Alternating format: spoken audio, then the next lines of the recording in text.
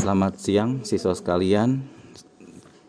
Hari ini kita belajar dari bab 5. Kalau kalian memiliki buku paket, judul yang ada diberikan adalah belajar dari tokoh. Tetap pada tema yang sama, yaitu tema tentang iman dan pengharapan.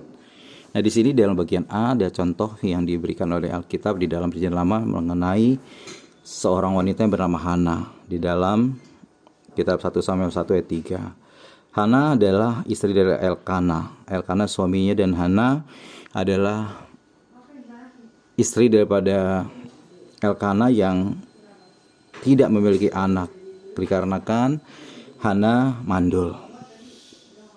Nah, mereka ini setiap tahun memiliki kebiasaan untuk pergi ke suatu tempat di Silo seperti tempat pemujaan atau penyembahan kepada Allah, dan mereka setiap tahun memberikan persembahan khusus dan membawa doa-doa mereka kepada Tuhan.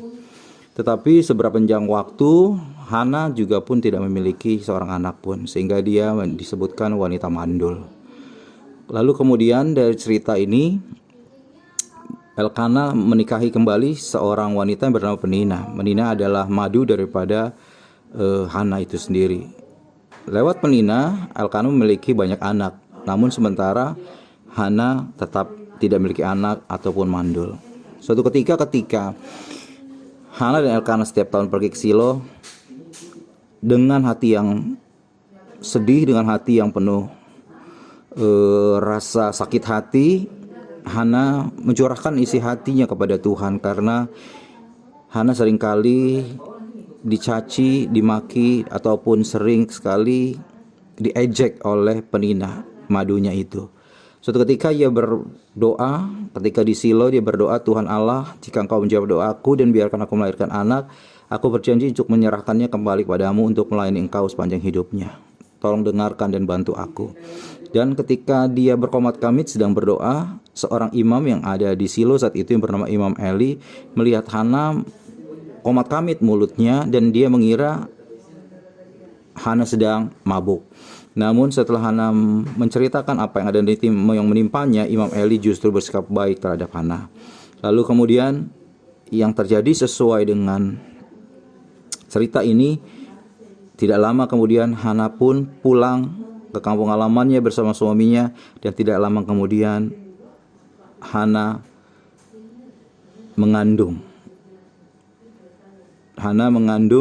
Dan tidak lama kemudian Hana melahirkan seorang anak yang bernama Samuel, sesuai dari doanya bahwa dia akan menerima seorang anak dari Allah, dan dia berjanji untuk menyerahkan anak itu untuk melayani pekerjaan Tuhan. Nah, di sini yang kita lihat adalah bahwa pengharapan dan iman Hana yang tadinya dinyatakan mandul, tetapi pada akhirnya iman dan pengharapannya menjadi nyata. Ini yang menjadi perhatian kita, bahwa iman dan pengharapan adalah sesuatu yang berjalan bersamaan. Bahwa iman memandang kepada arah yang ada di depan kita, dan harapan pun memandang kepada arah yang ada di depan kita, yang belum tahu bagaimana arahnya, yang belum tahu bagaimana kenyataannya, tetapi dengan iman dan pengharapan maka pada saatnya Allah menyatakannya. Allah menjawab segala doa-doa Hana. Lalu yang kedua, mengenai perempuan Kanaan di dalam Injil Matius 15 ayat 21-28. Seorang perempuan Kanaan memohon pada Tuhan demi kesembuhan anaknya. Dia berkata kepada Yesus, "Kasihanilah aku ya Tuhan, anak Daud, karena anakku perempuan kerasukan setan dan sangat menderita." Tetapi saat itu kejadiannya bahwa Yesus tidak menjawabnya sama sekali. Lalu murid-muridnya datang dan meminta kepadanya, "Suruhlah ia pergi dan jangan berteriak-teriak." Lalu jawab Yesus kepada wanita ini, "Aku hanya diutus kepada domba-domba yang hilang dari umat Israel." Jawaban ini adalah jawaban yang sangat singkat namun sangat menusuk seharusnya kepada wanita ini, karena seolah-olah Yesus menolak apa yang menjadi permintaan wanita ini. Tetapi wanita itu justru tersungkur dan datang pada Yesus sambil menyembah dan berkata, "Tuhan, tolonglah aku." Tetapi Yesus menjawab kembali, tidak patut mengambil apa yang disediakan bagi anak-anak dan melemparkannya kepada anjing. Anjing di sini bukan berarti seperti yang ada pada kita, anjing itu binatang najis, tetapi yang dimaksudkan Alkitab anjing adalah anjing kecil yang menjadi teman daripada majikannya.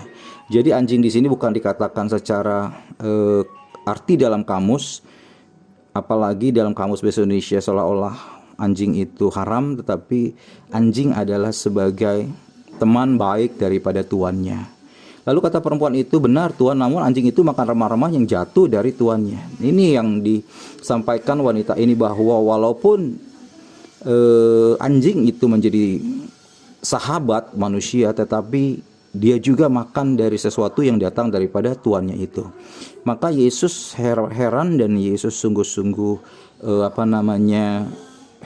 takjub dengan iman ini, sehingga kata Yesus, dan berkatalah Yesus kepada ibu ini, wanita ini, dia berkata, "Hai ibu, besar sekali imanmu, maka jadilah kepadamu seperti apa yang kau kehendaki." Kemudian yang terjadi seperti kita ketahui, bahwa anaknya saat itu juga sembuh. Itu yang bagian yang kedua. Dan yang terakhir kita belajar mengenai Ayub. Mungkin kita sama-sama sering mendengar cerita tentang Ayub. Ayub ini adalah contoh mengenai iman dan pengharapan yang begitu dahsyat.